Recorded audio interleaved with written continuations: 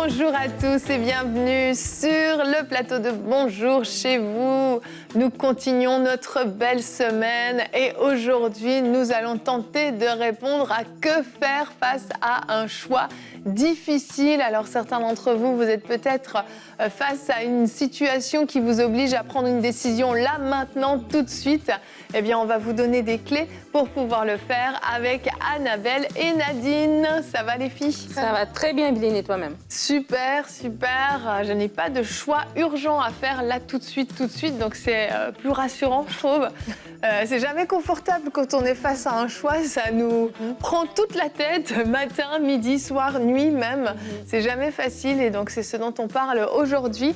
Et Annabelle, tu vas répondre aujourd'hui à une question dans la rubrique Pasteur, j'ai une question de Clara du Cameroun. Tu veux que tu l'as la question? Oui, je l'ai la question. J'ai pris une mauvaise décision malgré l'avis de mon entourage. Donc là, on va plutôt répondre j'ai fait un mauvais choix, que faire? T'as remis ça dans le contexte de l'émission, comme ça tout le monde se sent concerné. Exactement. Ah oui, bah oui, parfois on se trompe, ça arrive. Et puis oui, il y a des solutions, donc on va en parler tout à l'heure. Et Nadine, on va commencer cette émission avec toi dans la pensée du jour.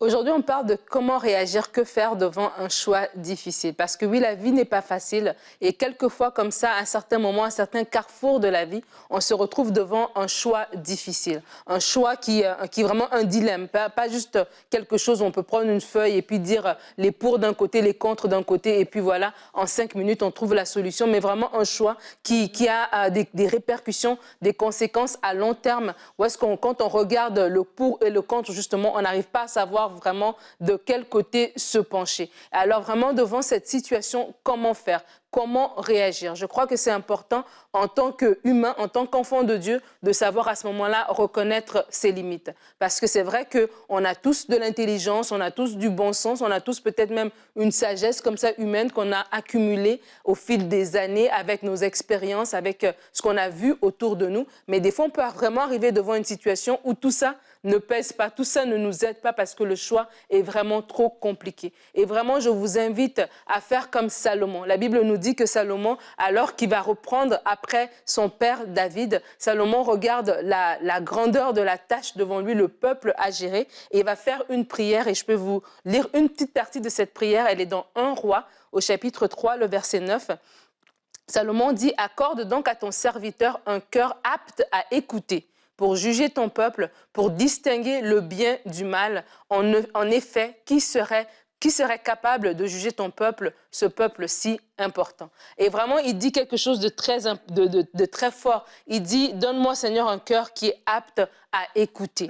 Apte à écouter pour distinguer le bien et le mal. Donc, il y a 2 éléments qui sont là, qui peuvent nous aider vraiment lorsqu'on est devant un choix difficile. Le Saint-Esprit est l'esprit de conseil, et l'esprit de connaissance, de crainte de l'Éternel. La sagesse divine, elle est disponible pour nous. Alors vraiment, je vous invite à faire appel au Saint-Esprit, mais déjà vous-même à vous disposer à avoir un cœur qui est apte à écouter. Parce que la Bible nous dit que Dieu parle tantôt d'une manière, tantôt d'une autre. Mais c'est l'homme qui ne prend point garde. Donc c'est important de dire, Seigneur, donne-moi ce cœur qui est apte à écouter. Et ce cœur qui est apte à écouter, ça veut dire que lorsque je vais écouter ce que Dieu va dire, Dieu va me dire, la parole nous dit ici que Salomon a dit, ça va m'aider à juger, ça va m'aider à prendre la bonne décision, ça va m'aider à savoir quoi faire. Et on le voit même tout juste après, alors que le Seigneur va répondre à la prière de Salomon, mais en plus, parce qu'il va lui dire, comme tu ne m'as pas demandé des richesses, etc., voilà, je te donne la sagesse, mais je te donne encore toutes ces choses. Alors que Salomon va faire cette prière et Dieu va répondre,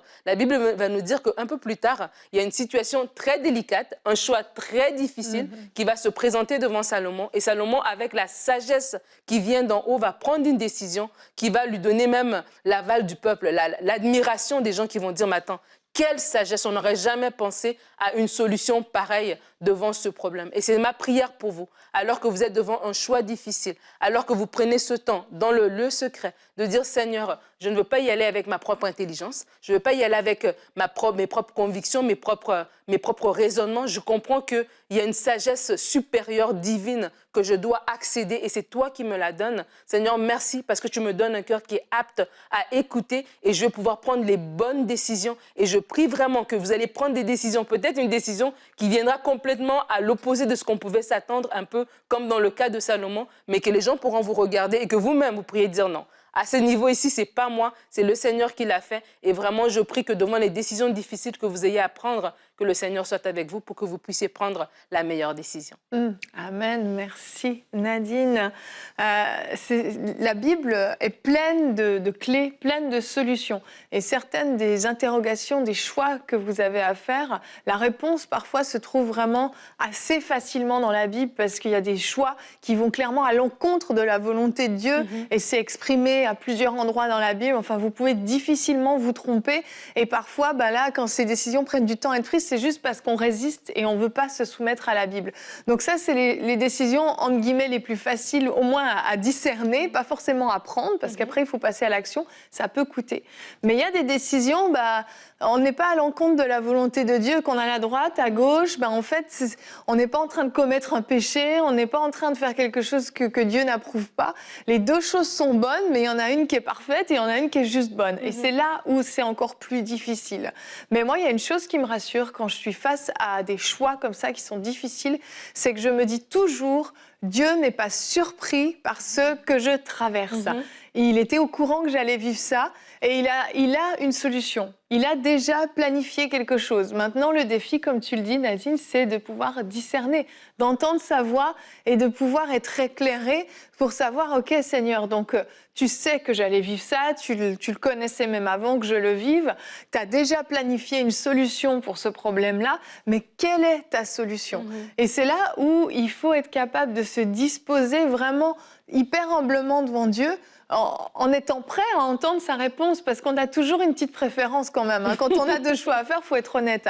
On aimerait bien que ce soit ça qui soit pris, mais on est prêt à se soumettre à Dieu. Avec ce cœur vraiment qui dit, Seigneur, écoute, je veux faire ta volonté, je veux faire ce que tu veux, parle-moi de la façon dont tu veux, mais je veux me soumettre à ta parole. Et tu disais quelquefois c'est parce que on résiste, que ça devient que c'est compliqué, et aussi parce que il y a des choix qui sont difficiles à cause des interférences. Et il y a l'interférence de la chair, et dans la chair, c'est la convoitise et la peur. Il y a d'autres choses, mais je crois que souvent dans nos choix difficiles, soit il y a de la convoitise, soit il y a de la peur. Et quand on arrive à identifier ces deux facteurs, en fait, on se rend compte qu'il n'y a plus grand-chose qui pèse dans la balance, que c'était surtout ça qui parlait majoritairement et qui nous étirait. Et du coup, quand il n'y a plus ni de convoitise ni de peur, c'est beaucoup plus facile d'entendre ce que Dieu veut. Et de deux, c'est plus facile aussi de prendre une décision éclairée, avec des bonnes motivations et avec un bon cœur. Et quand on parle aussi d'interférence, c'est tout ce qui est distraction. C'est comme, je veux entendre ce que Nadine me dit, mais je suis dans la pièce avec elle et j'ai 10 radios d'allumées à fond. et j'entends tout, je vois que tu veux peut-être parler, mais il faut que je fasse le silence. Et je crois que quand on a besoin de faire des choix difficiles, on doit faire des jeûnes selon le domaine dans lequel on est, des jeûnes même de conseils de gens autour de nous, de voix autour de nous, des jeûnes d'enseignement, des jeûnes de médias, des jeûnes de tout, parce qu'on entend tout, on écoute tout, et on a juste besoin d'entendre Dieu parler. Et puis, faut fermer toutes ces sources de voix qui sont pour ce temps-là une distraction.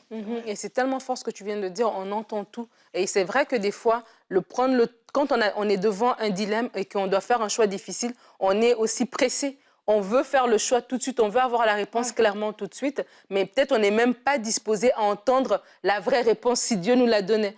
Et c'est important à ce moment-là de nous-mêmes aussi, des fois même faire un jeûne vraiment d'aliments, vraiment un vrai jeûne où est-ce qu'on se met à part et on s'assoit pour dire Seigneur, je veux t'entendre. Et c'est ça, des fois, on parle, mais si on prenait le temps vraiment de s'asseoir et d'entendre, on se rendra compte que Dieu a déjà parlé, ou bien vraiment prendre le temps d'attendre tout simplement. Okay, peut-être je vais faire le choix aujourd'hui, je ne vais pas me laisser pousser par de la peur ou par de la précipitation.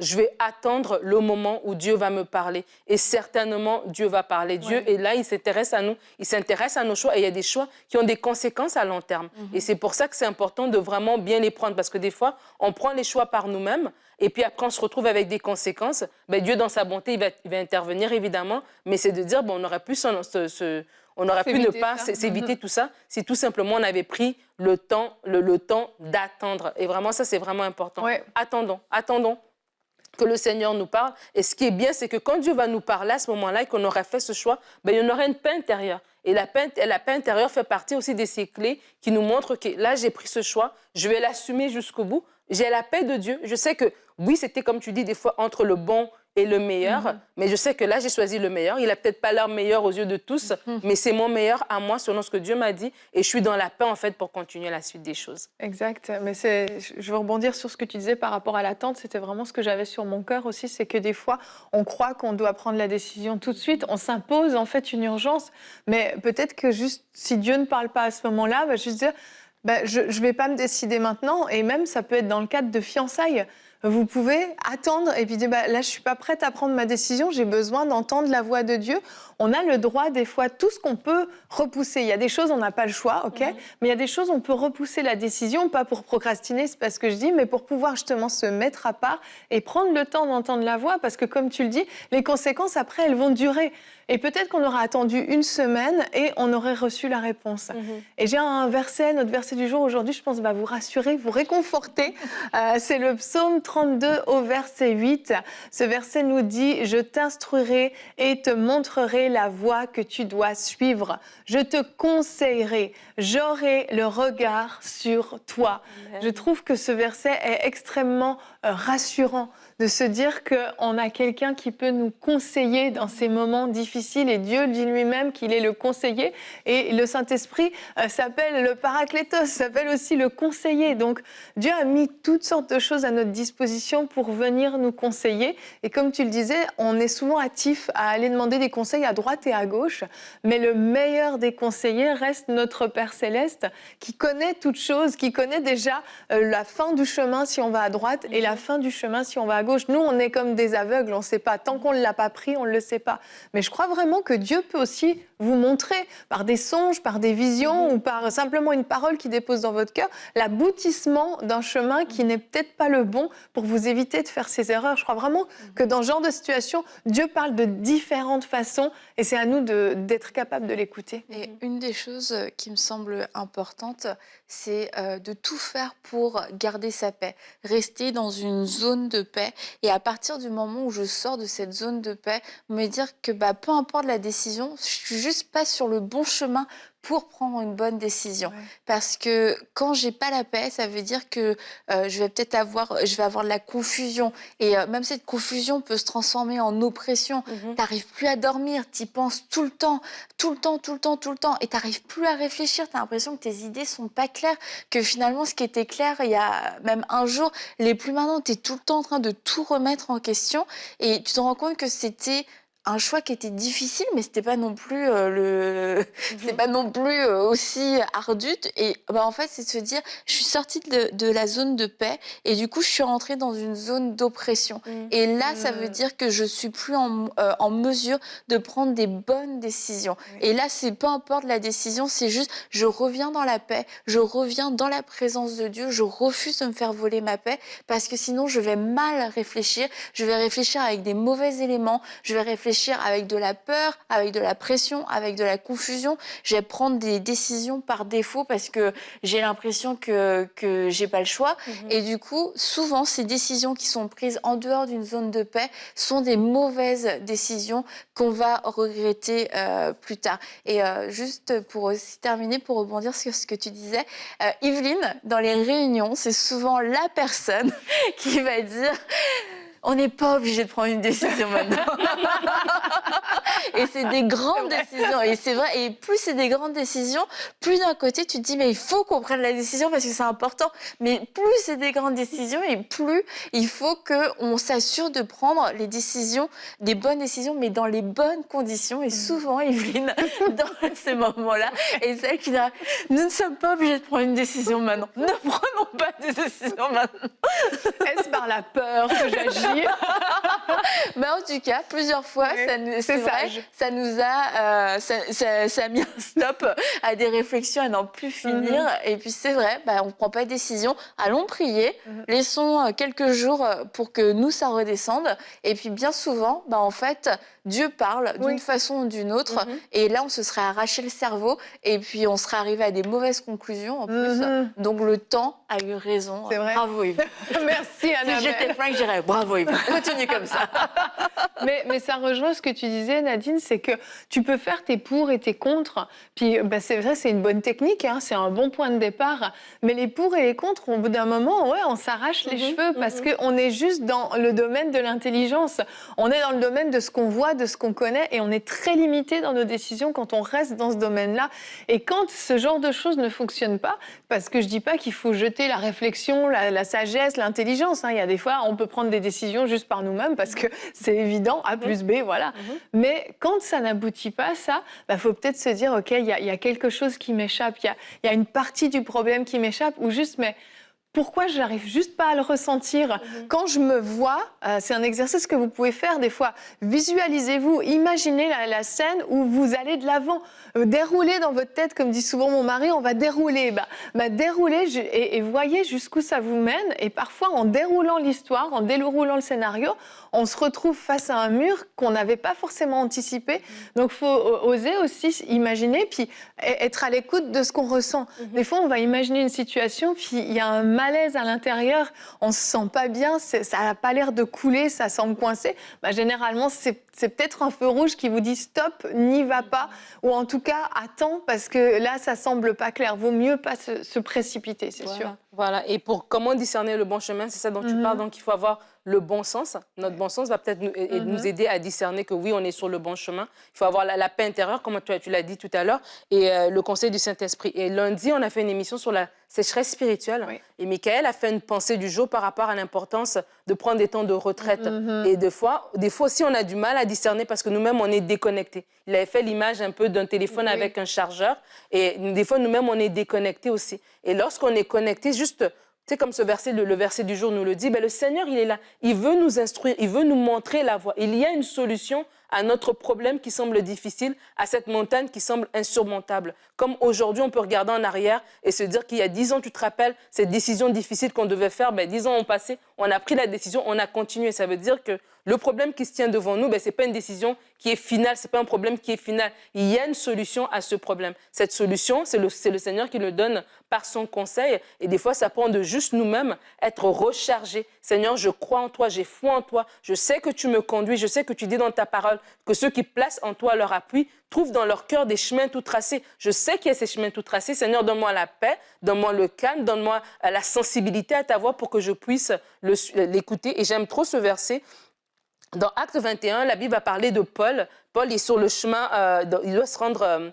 il doit aller à Rome et tout ça. Et ça dit ici, nous sommes repartis, Acte 21, chapitre verset 8, nous sommes repartis le lendemain pour Césarée. Et là, nous sommes entrés chez Philippe, l'évangéliste. Et là, je vous dis l'histoire en gros. Il est venu nous trouver, il a pris la ceinture de Paul, s'est attaché les pieds et les mains et a dit, voici ce que déclare le Saint-Esprit, l'homme à qui appartient cette ceinture, les Juifs l'attracheront de la même manière à Jérusalem et le livreront entre les mains des non-juifs. En entendant cela, nous-mêmes et les croyants de Césarée, nous avons supplié Paul de ne pas monter à Jérusalem. Et il a répondu, « Que faites-vous là à pleurer et à me briser le cœur? Je suis prêt non seulement à être emprisonné, mais encore à mourir à Jérusalem pour le nom du Seigneur Jésus. » Ce que je veux dire par là, c'était un temps difficile. Ça aurait été un moment où est-ce qu'il aurait pu écouter tout ce qui se dit, il aurait pu rester là. Il serait sorti de ce que Dieu avait prévu pour lui. Donc, quand on est connecté au Seigneur, nous-mêmes, à un moment donné, devant des temps difficiles, des choix difficiles, on est comme nous-mêmes, on a cette foi, on est fortifié, on a cette paix, que ce chemin qui semble compliqué, c'est le chemin que Dieu a pour moi et je veux le prendre jusqu'à la fin. Yes, merci, c'est excellent tout ça. Moi, je trouve ça très, très riche personnellement. Ça, c'est édifiant. C'est très édifiant. Avant que tu répondes à la question, Annabelle, j'ai une dernière petite chose que je voulais dire, c'est que parfois aussi, il faut faire confiance à Dieu pour qu'il nous arrête, même si on est sur le mauvais chemin. C'est-à-dire, bon, Seigneur, je dis pas qu'il faut prendre ça au pied de la lettre et toujours prendre n'importe quelle décision et dire, Seigneur, arrête-moi. Mais si vraiment on pense avoir pris la bonne décision, mais on a un léger doute, avoir l'humilité de dire, Seigneur, arrête-moi. Si je me trompe, arrête-moi. Et je crois sincèrement que Dieu est capable de vous arrêter si vous êtes en train de vous tromper parce qu'il vous aime et il veut vous préserver du danger. Donc, vous pouvez aussi vraiment faire cette prière de tout votre cœur et être prêt à vous faire arrêter si besoin, puis à devoir faire demi-tour. Annabelle, on enchaîne. On a donc une sœur, Clara du Cameroun, qui nous a posé cette question. J'ai pris une mauvaise décision malgré l'avis de mon entourage. Que faire? Tu disais que tu allais la regrouper plutôt dans « j'ai fait un mauvais choix ». Que faire, c'est ça? Exactement. Et ça nous est déjà tous arrivé, je crois, de faire un mauvais choix. Et là, dans la situation de Clara, et comme ça nous arrivait aussi à beaucoup, c'est qu'en plus, on nous avait avertis. Ouais. C'est ça le côté un petit peu... Pour l'orgueil. On s'est trompé, mais en plus, on s'était fait avertir avant. Donc oui, pour l'orgueil, c'est un peu difficile. Alors, je vais vous lire un verset dans Proverbe 5, qui, j'espère, pourra vous servir d'avertissement, que vous pourrez le garder comme un avertissement dans votre cœur pour les prochaines décisions, comme un rappel. Tu diras alors, comment donc ai-je pu détester l'instruction et comment mon cœur a-t-il pu mépriser le reproche? Comment ai-je pu ne pas écouter la voix de mes maîtres, ne pas tendre l'oreille vers ceux qui m'instruisaient? Proverbe 15 au verset 12 et 13, au Proverbe 5, pardon. C'est vraiment un verset, en tout cas moi personnellement, auquel je pense souvent lorsque je fais face à certaines situations et que j'entends des conseils. Je me dis, je ne dois pas mépriser l'instruction, je ne dois pas mépriser le conseil pour ne pas avoir de regrets plus tard. Et donc là, on se trouve dans cette situation où malheureusement, nous n'avons pas écouté les conseils. Donc ma première recommandation, ce serait de ne pas s'entêter par orgueil justement pour garder la face. J'ai pris une mauvaise décision, on m'avait averti, on m'avait conseillé de faire autrement et puis du coup, j'essaye de garder la face et du coup, je ne fais pas demi-tour, je fais comme si je ne m'étais pas trompée et je m'entête à aller dans la mauvaise direction. Ça, je crois que c'est la plus grosse erreur qu'on peut faire après s'être trompé, c'est continuer de se tromper et de persévérer dans son erreur. Et oui, ça demande de l'humilité, mais cette humilité va pouvoir vous sauver. Quelquefois, c'est vraiment des questions de vie ou de mort, des questions de vie dans le sens où c'est des décisions de vie aussi, des décisions de mariage, des décisions d'enfants. Est-ce que je garde un enfant? Est-ce que je ne garde pas cet enfant? Est-ce que je me marie? Est-ce que je me marie pas? Est-ce que je divorce? Est-ce que je reste? C'est vraiment des grandes décisions et vouloir juste persévérer par orgueil, c'est certain que ça va nous pousser juste à aller au fin fond de l'erreur et à vivre les conséquences les pires de nos mauvais choix. Alors c'est quand même regrettable et dommage. Donc ça, c'est la première chose. La deuxième chose, c'est ce qui suit l'humilité, ça va être de pouvoir se repentir sincèrement. Je me suis trompée, je vais me repentir sincèrement, je vais admettre que oui, je me suis trompée et je vais l'admettre devant Dieu. J'ai pas besoin de faire une publication publique, comme quoi je me suis trompée, c'est d'abord entre Dieu et moi. Je vais lui demander pardon de ne pas avoir su écouter sa voix, d'avoir peut-être pris des choix charnels. Je savais que c'était pas la bonne chose, mais j'ai quand même persévéré parce que c'était des choix qui m'arrangeaient et je vais me repentir sincèrement devant lui. Et Dieu est bon, Dieu est fidèle, Dieu est miséricordieux. Il ne vous rejettera pas si vous venez vers lui avec ce cœur sincèrement repentant.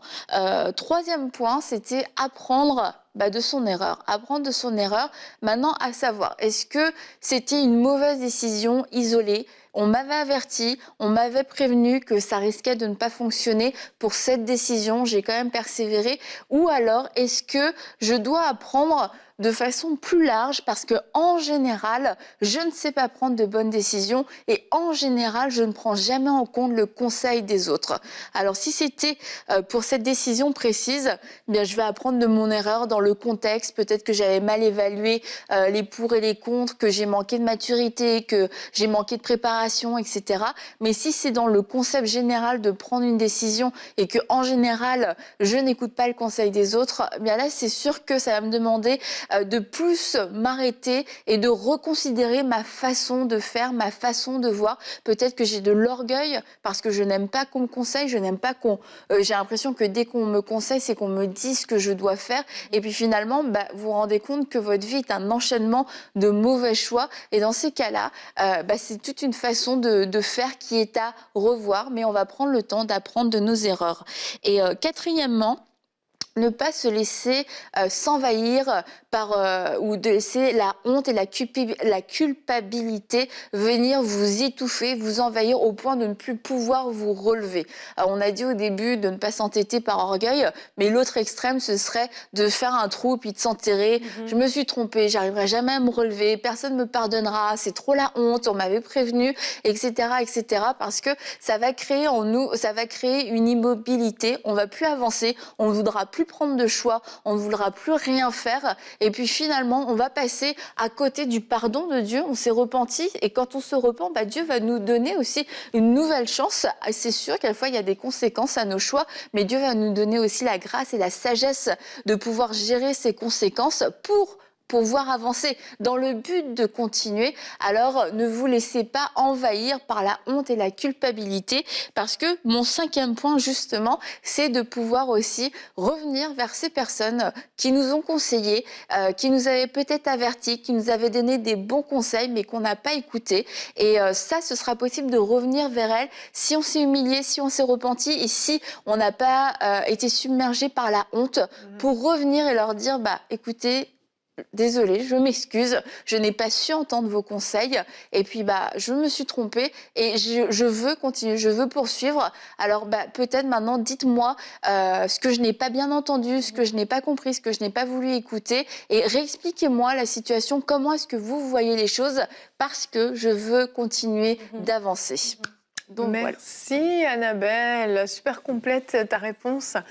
Je pense que vous êtes pleinement équipés pour prendre de bonnes décisions. Et avant qu'on termine, Nadine, tu veux bien prier pour nos amis à la maison qui ont des choix difficiles à faire? Amen.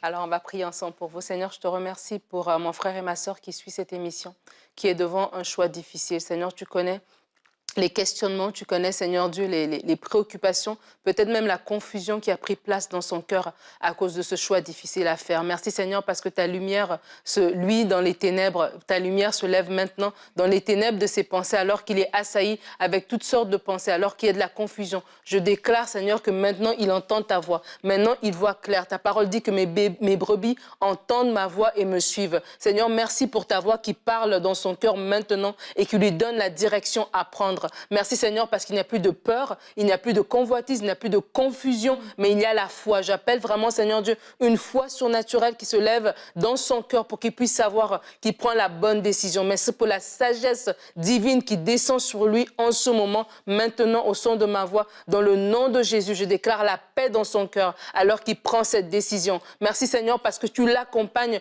et tu le précèdes. Que comme Salomon, que son entourage puisse dire oui, cet homme est rempli de la sagesse d'en haut. Cette femme est remplie de la sagesse divine pour ta gloire. Amen. Amen. Merci Nadine, merci à toi Annabelle. On va se retrouver demain. As-tu du mal à tourner la page? Eh bien, ça fait un peu suite à l'émission d'aujourd'hui parce que parfois on s'est trompé, il y a eu des conséquences et on n'arrive pas, comme tu disais Annabelle, à se relever, à tourner la page. Eh bien, c'est ce dont on parle demain et nous aurons une rubrique « C'est mon histoire » avec Vanessa qui nous a raconté qu'elle a mis 17 ans à pouvoir faire le deuil de son papa. On se retrouve demain. Merci d'avoir été avec nous et bonjour chez vous.